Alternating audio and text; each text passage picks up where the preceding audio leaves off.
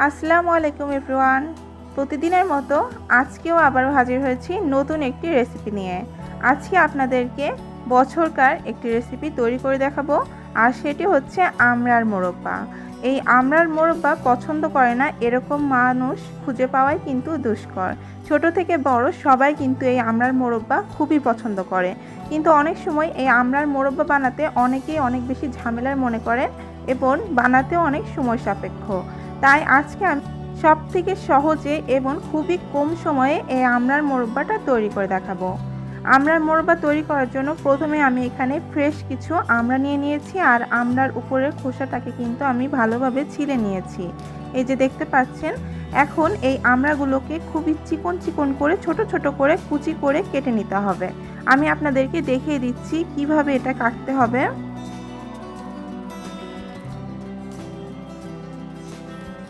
এই যে দেখুন, আমি এখানে 10-12টার মতো আমড়া চিকন চিকন করে কেটে নিয়েছি। এই যে আমড়াগুলোকে কিন্তু যতটা সম্ভব ছোট এবং চিকন করে কেটে নিতে হবে।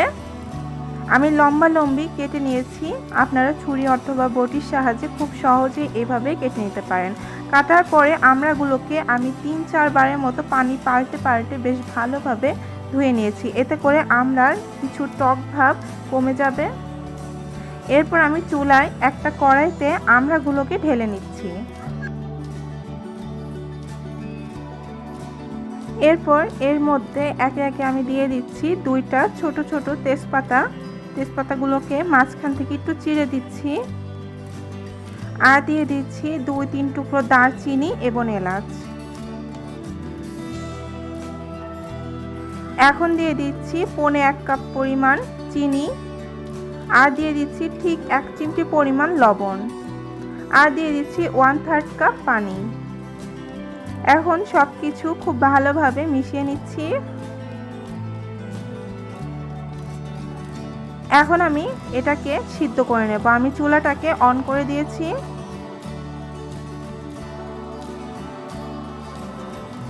কিছুক্ষণ পর পর একটু নেড়ে চেড়ে দিতে হবে, না হলে নিচে ধরে যাওয়ার সম্ভাবনা থাকে। যেহেতু এখানে চিনিটা দেওয়া হয়েছে, তাই নিচ থেকে কিন্তু লেগেও যেতে পারে। কিছুক্ষণ পর পর এটাকে উল্টে পাল্টে নেড়ে চেড়ে দিতে হবে, যাতে সমানভাবে সব দিক থেকে আমড়াটা খুব ভালোভাবে সিদ্ধ হয়ে যায়।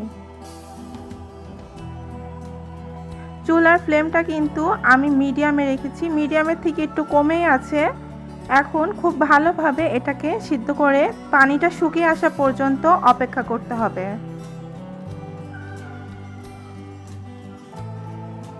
আমার আমড়াটা আরও কিছুক্ষণ সময় লাগবে সিদ্ধ হতে। এই তো বেশ কিছুক্ষণ পরে দেখুন আমার আমড়াটা কিন্তু সিদ্ধ হয়ে গিয়েছে, আর পানিটাও কিন্তু শুকিয়ে এসেছে। এর থেকে বেশি জাল দিলে কিন্তু পানিটা একেবারে শুকিয়ে যাবে, কারণ ঠান্ডা হওয়ার পরে এই পানিটাও কিন্তু কিছুটা পরিমাণ শুকিয়ে যাবে। আপনারা যদি মোরব্বার এই রসটা আরেকটু রাখতে চান, তাহলে প্রথমে যখন পানি দিয়েছিলাম তখনই পানিটা আরেকটু বাড়িয়ে দেবেন। এখন এটা ঠান্ডা হয়ে যাওয়ার পরে আমি সার্ভ করে নিচ্ছি, আর আমরার যেই রসটা সেটা কিন্তু এখন গায়ে গায়ে হয়ে গিয়েছে। সেই সাথে খুব সহজে তৈরি হয়ে গেল ভীষণ মজার টক মিষ্টি আমরার মোরব্বা। চেষ্টা করেছি খুব সহজভাবে দেখানোর জন্য, আর খুবই অল্প সময়ে কিন্তু এই মোরব্বাটা তৈরি করে নেওয়া যায়। যেহেতু এই মোরব্বাতে কোনো ভিনেগার ইউজ করা হয়নি, তাই এই মোরব্বাটা আপনাদেরকে ফ্রিজে রেখেই সংরক্ষণ করতে হবে। এই মোরব্বাটাকে আপনারা ফ্রিজে রেখে 7-8 দিনের মতো সংরক্ষণ করে খেতে পারবেন। আশা করছি আমার আজকের রেসিপি আপনাদের ভালো লেগেছে। আপনারা অবশ্যই বাসায় এই রেসিপিটি ট্রাই করে দেখবেন। যেহেতু এখন আমড়ার সিজন চলছে, আপনারা প্রচুর পরিমাণে আমড়া বাজারে কিনতে পেয়ে যাবেন। আর আপনাদের মতামতগুলো আমাকে কমেন্টে জানাবেন। আগামীকাল আবারও হাজির হব নতুন কোনো রেসিপি নিয়ে। সে পর্যন্ত সাথেই থাকুন, সুস্থ থাকুন। আল্লাহ হাফেজ।